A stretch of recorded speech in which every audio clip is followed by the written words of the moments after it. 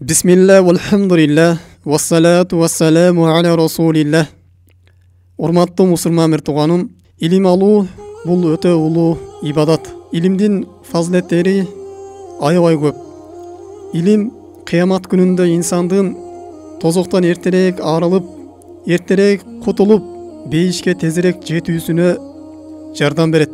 Инсандын ыйманы толук болуусуна илим нур берет.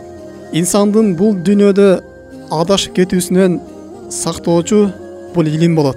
Илим инсандын Аллах Тааладан болгон коркуусун дагы аттырат.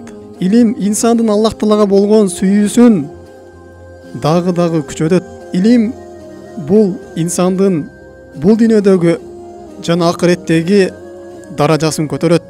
Аллах Таалага жакын пенделердин катарына кошот.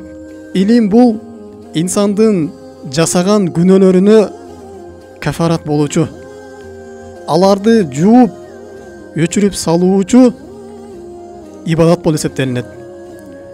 Мындан сырткары дагы илимдин фазилеттери аябай көп.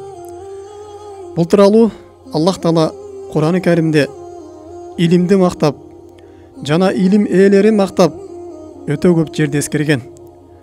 Жана ошондой эле пайгамбарыбыз саллаллаху алейхи вассалам дагы өзүнүн хадистеринде бул илимдин фазилетин өтө кенен баяндап берген. Жана ага бизге түшүнүктүү болуш үчүн ар кандай мисалдар менен бизге салыштырып, пайгамбар саллаллаху алейхи вассалам илимди бизге баяндап берген. Мына ошондуктан урматтуу мусулман бир тууганым, биз илимге аябай муктажбыз. Илим бизге өтө зарыл нерсе. Тамагаш, ичимдикке кандай муктаж болсок, биз илимге андан дагы көбүрөөк муктажбыз. Анткени тамагашка биз күнүнө 3 ирет муктаждыгыбыз түшө турган болсо, ал эми илимге биз күнүнө ар секунда сайын илимге муктаждыгыбыз түшөт. Мына ошондуктан урматтуу мусулман бир тууганым, биз илим алууга, илимибизди дагы күчөйтүүгө аракет кылышыбыз керек. Биз канчалык илимибиз күчтүү болгон сайын, илимибиз көбөйгөн сайын, биздин жүрөгүбүздөгү Аллах Тааладан болгон коркуубуз, Аллах Таалага болгон сүйүүбүз, Аллах Тааладан болгон үмүтүбүз мына ошончолук көбөйөт. Жана биз окуган намаздарыбыздан ошончолук рахат ала баштайбыз. Кылган ибадаттарыбыздан, берген садакаларыбыздан, кылган жакшылыктарыбыздан биз рахат ала баштайбыз. Жана ошондой эле биз жасаган ибадаттарыбыздын сооптору мына ушул илим себептүү гана сактап кала алабыз. Эгерде бизде илим болбой турган болсо, биз Кур'ан илимдерин, жана хадис илимдерин, жана бул шарияттагы адал арам илимдерин билбей турган болсок, анда биз көптөгөн жакшылыктардан кол калабыз. Көптөгөн сооптордон куржалак калабыз. Көптөгөн сооптор биз аткара албай калабыз. Мына ошо менен биргеликте эле биз өтө чоң бир күнөөлөрдөн дагы сактана албай калышыбыз мүмкүн. Мына ошонун артынан биздин жүрөгүбүздү карадак басып, жүрөгүбүздү мөр басып, Аллах Тааланын ибадатын алыстап, биз бул дүйнөгө чөңгүрүп кетишибиз мүмкүн. Же шайтандын азырыгына азгырылып, ар кандай күнөөлөргө барып коюшубуз мүмкүн. Мына ошондуктан урматтуу мусулман бир тууганым, биз илим үйрөнүүбүз эң зарыл маселе болуп эсептелинет.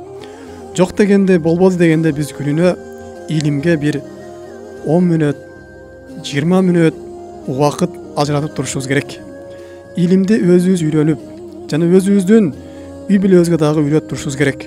Эгерде илимди өзүбүздүн үй бүлөбүзгө үйрөткөнгө биздин күчү жетпей турган болсо, анда бала чакабызды илим үйрөнө турган жайларга жиберип үйрөтүп турушубуз керек.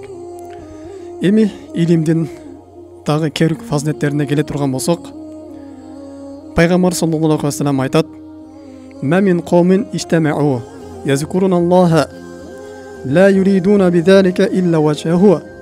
Кандай бир коом бир жерге чогулуп, Аллах Тааланы эскерип, илим алышат турган болсо дейт.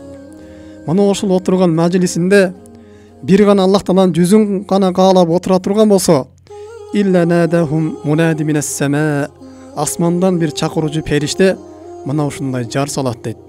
Ан куму магфурун лакум. Силер күнөөңөр кечирилген абалда тургула дейт. Силердин баарыңардын күнөөңөр кечирилди. Код буддилат сайатукум хасанат. Силердин жасаган күнөө ишиңер жакшылык соопко алмашылып берилди деп мына ушундай асмандан бир периште илим алып жаткан коомго мына ушундай жар салат дейт. Аллах Тааланын жүзүн каалап Куран үйрөнүп аткан болсо, хадис үйрөнүп аткан болсо, жана башка фикх илимдерин же башка Аллах Тааланы эскерип, мына ушундай бир инсандын дүйнөсүнө жана акыретине пайдасы тие турган илимдерди үйрөнүп, кайсы бир коом бир жерге чогулуп отура турган болсо, мына ошол жерге Аллах Тааланын кечирими түшөт дейт. Мына ошол жердеги адамдардын жасаган күнөөлөрү соопторго айландырып берилет дейт. Башка бир хадистерде пайгамбар саллаллаху алейхи ва саллям кандай бир коом бир жерге чогулушуп Аллах Тааланын китебин үйрөнө турган болсо дейт, бири-бирине үйрөтө турган болсо, мына ошол Курандын өкүмдөрүн, хадистин өкүмдөрүн, шариаттагы илимдерди үйрөнө турган болсо, мына ошол жерге Аллах Тааланын рахматы түшөт дейт. Мына ошол жерди периштелер оорап алат дейт. Жана мына ошол жерде отургандардын бардык күнөөлөрүн Аллах Таала кечирип жиберет дейт. Демек, урматтуу мусулман бир тууганым, биз бул илим алуу менен биргеликте эле биздин күнөөлөрүбүздүн төгүлүп түшүүсүнө, биздин күнөөлөрүбүздүн өчүрүлүүсүнө эң чоң себепкер болот экен. Биз кайсы жерде болбойлу ошол илим алууга аракет кылышыбыз керек. Эгерде мечитке бара турган болсок, мына ошол жерге барганда дагы биз жүрөгүбүздө ниет коюп, мына ошол жерге барып бир аят үйрөнө турган болсок дагы, же болбосо мечитке барып жөн эле зикир кылып отура турган болсок дагы, же кирген кезде ошол илим алганы келдим деп биз ниет коюп кое турган болсок, же кирип бир хадис окуп кое турган болсок, анда биз жогорудагы пайгамбар саллаллаху алейхи ва саллям айткан хадистерге туш болобуз.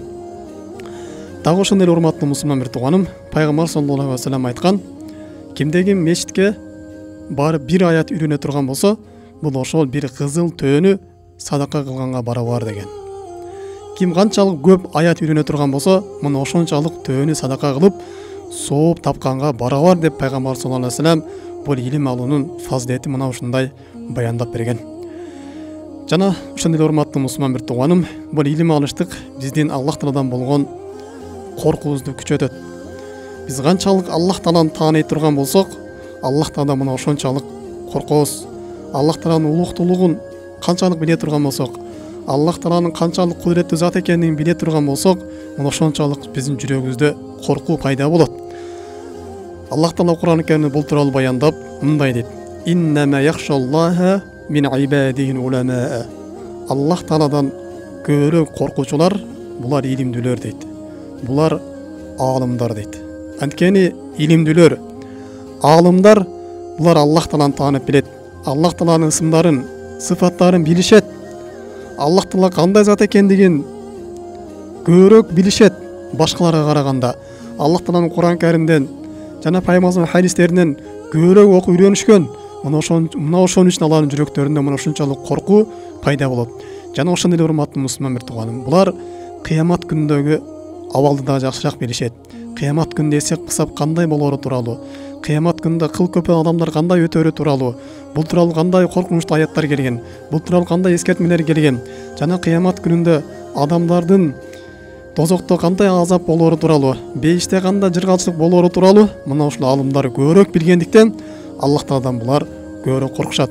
Ошондуктан урматтуу мусулман бир тууган, биз канчалык көп илим алган сайын, канчалык Аллах Тааланы биз тааныган сайын, мына ошончолук биздин жүрөгүбүздө коркуу пайда болот. Бул жөнөкөй эле коркуу эмес, Аллах Таалага болгон сүйүү менен кошо, Аллах Таала менен болгон үмүт менен кошо. Мына ошондой Аллах Тааланын ибадатын кылган сайын биз Аллах Тааладан коркуп, Аллах Тааланы жакшы көрүп, мына ошондой биздин жүрөгүбүздө бизге Аллах Тааладан болгон дагы көбүрөөк коркуу, көбүрөөк үмүт, сүйүү биздин жүрөгүбүздө күчөйт. Мына ошондуктан биз Аллах Тааланын таануу илимдерин көбүрөөк үйрөнүшүбүз керек. Дагы урматтуу мусулман бир тууганым, бул билгендер менен билбегендер тең эмес. Аллах Таала Куран-ы Каримде баяндап, «Кул хал яставиллазина я'ламуна валлазина ла я'ламун». Айтканын илимдүүлөр менен илимсиздер булар тең боло албайт деген. Жана ошондой эле дагы урматтуу мусулман бир тууганым, инсандын илими канчалык күчөгөн сайын мына ошончолук Аллах тааласынын даражасы көтөрүлөт. Аллах таала Кур'ан-ы Каримде муну төмөндөгүчө бизге баяндап берген. Аллах таала айтат: "Ярфаиллаху аллазина амана минкум валлазина утул илма даражат." Аллах таала сен араңарда Аллах таалага иман келтиргендердин жана илим ээлердин даражаларын көтөрүп коет дейт. Албетте урматтуу мусулман туганым, Аллах таала кайсы бир адам даражасын көтөрө турган болсо, бул дүйнө жана акыретте кор болбойт. Жана ошондой эле урматтуу мусулман туганым, бул биз илим үйрөнүштүк менен кабыр азабынан алыс болобуз. Инсан канчалык Аллах тааланы тааныган сайын, канчалык пайгамбарыбызды тааныган сайын, канчалык бул динди үйрөнүп амал кылган сайын, анын кабырдагы эсеп кысабы мына ошончолук жеңил болот. Эми мындан дагы башка урматтуу мусулман туганым, илимдин фазилет тууралуу аябай көп хадистер келген. Пайгамбардан бир хадис келет. Илим талак кылып жаткан адамга дейт, периштелер ага ыраазы болуп өз канаттарын жайып турат деген. Жана ошондой эле аалым адамга асмандагы периштелер жана жердеги бардык жандуу жана жансыз заттар, жада калса суунун астында жаткан балыктар дагы мына ошол адамга Аллах тааладан истигфар тилеп турушат деген. Аллахым, бул пенденин күнөөлөрүн кечиргениң, Аллахым булардын даражасын көтөргөнүң деп мына ошентип илимдүү адамдарга, илим талак кылып жаткандарга периштелер истигфар айтып турат деген. Демек урматтуу мусулман туганым, биз илим алыштык менен биргеликте эле биз бул дүйнөбүздү жана акыретибизди оңдойт экенбиз. Мына ошондой эле биздин жасаган күнөөлөрүбүзгө кафарат болуп кетет экен. Аллах таала баарыбызга пайдалуу илим берген болсун, алган илимдерибизди амал кылып кыямат күнүндө пайдасын бизге тийгизген болсун. Субханак Аллахумма бихамдик, ашхаду ан ла илаха илля анта, астагфирука ва атубу илейк. Ассаламу алейкум ва рахматуллахи ва баракатуху.